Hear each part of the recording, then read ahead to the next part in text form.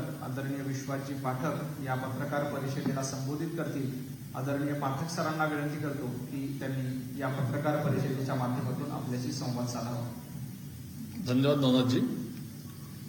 महाराष्ट्राचे मुख्यमंत्री आदरणीय देवेंद्रजी फडणवीस हे गेल्या 2.5 वर्षापासून महाराष्ट्राचे ऊर्जा मंत्री देखील आहेत। ऊर्जा मंत्री म्हणून त्यांनी एक दिशा पकडून शेतकऱ्यांचं हित कसं साधलं जाईल या दृष्टीने ध्यास घेतला आणि म्हणूनच त्यांनी मुख्यमंत्री सौर कृषी वाहिनी योजना 2 ही अशी योजना आणली की ज्याद्वारे अनेक वर्षांपासून ज्या शेतकऱ्यांची मागणी होती की आम्हाला वीज ही दिवसा मिळावी आणि महावितरण त्यांना दिवसा अखंडित अशी वीज देऊ शकत नव्हती, आता या योजनेच्या माध्यमातून 16,000 मेगावॅट सोलारच्या माध्यमातून विजेचं निर्मिती ही पुढच्या 1.25 वर्षामध्ये पूर्णपणे झालेली असेल। त्यापैकी 300 मेगावॅटची निर्मिती ऑलरेडी सुरू झालेली आहे। याच्यातनं काय साधणार तर शेतकऱ्यांना दिवसा वीज मिळेल आणि त्या विजेचा दर हा महावितरणला साधारणतः 5 रुपयापर्यंत पडतो। याच्या आधी महावितरणचं गणित कसं चालायचं तर 9.5 रुपये प्रति युनिट हा जो विजेचा दर होता त्याच्या तुलनेत शेतकऱ्यांना 1.5 ते 2.25 रुपयामध्ये आपण वीज द्यायचो। ही उर्वरित जी रक्कम होती ही सरकारकडनं सबसिडी आणि औद्योगिक आणि इतर ग्राहक जे आहे त्यांच्याकडे क्रॉस सबसिडी अशा माध्यमातून ती येत होती। आता या मुख्यमंत्री सौर कृषी वाहिनी योजना 2च्या अंतर्गत सर्व फीडर्स शेतकऱ्यांचे ऍग्रिकल्चर फीडर्स हे सेपरेट केले, सोलराइज केले।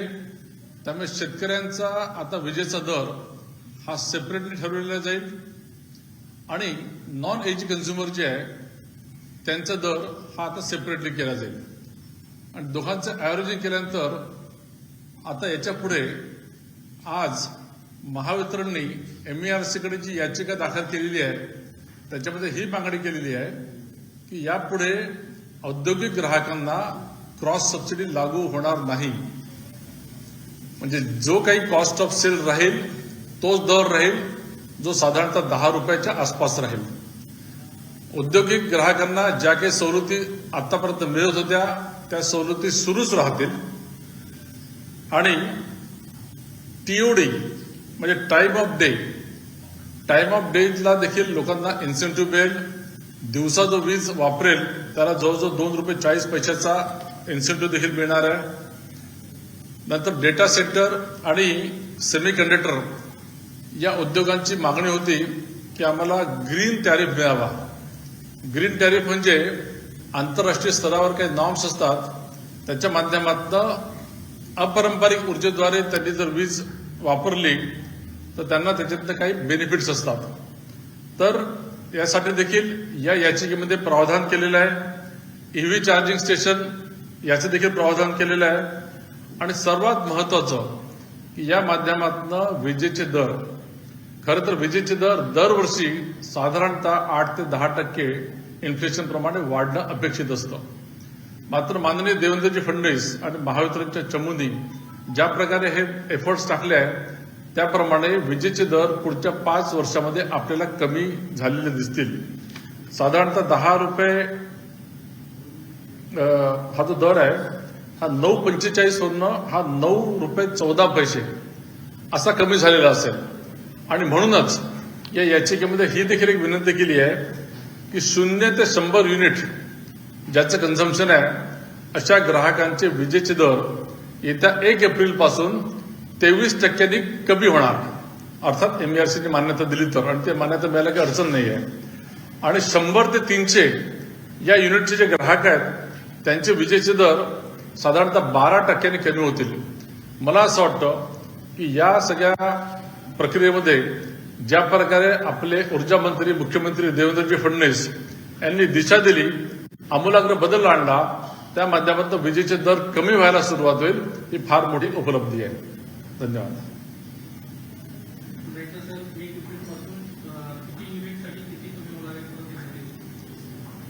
1 एप्रिल पासून 0 ते 100 ज्याचं कन्झम्पशन आहे युनिट्स त्याला साधारणतः 23% विजेचे दर कमी होतील आणि 100 ते 300 अशा ग्राहकांना साधारणतः 12% विजेचे दर कमी होतील आणि येत्या 5 वर्षामध्ये ₹9.45 यावरून विजेचे दर ₹9.14 पर्यंत म्हणजे संपूर्ण मी महाराष्ट्राचं जे हे करतोय असे ते दर कमी होतील.